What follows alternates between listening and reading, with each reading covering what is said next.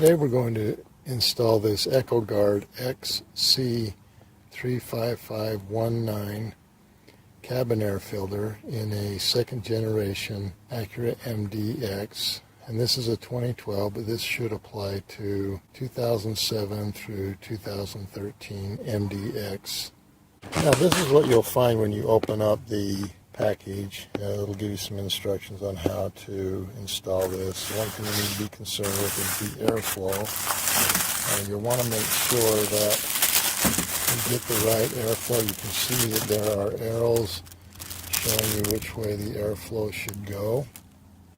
Now one thing you want to do is remove all of the things out of the glove compartment, and then to move this down to get access to the cabin air filter, you'll want to just go ahead and compress the sides.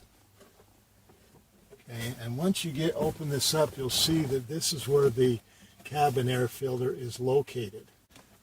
And you'll go ahead and pull the cabin air filter out. And you can see how dirty this is.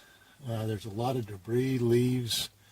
It's very, very dirty and needs to be replaced. The next thing that you'll do is go ahead and remove this. You just pop this out, and you'll take the old cabin air filter out, and this is what the compartment that you're going to put the new cabin air filter in. You do always want to make sure that the airflow is going the correct way, and in this case you can see the arrows right here pointing down.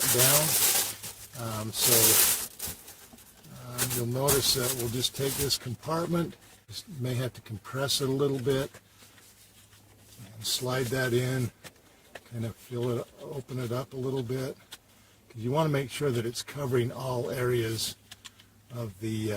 You want to make sure that there are no gaps when you put that in. Then go ahead and slide this back in.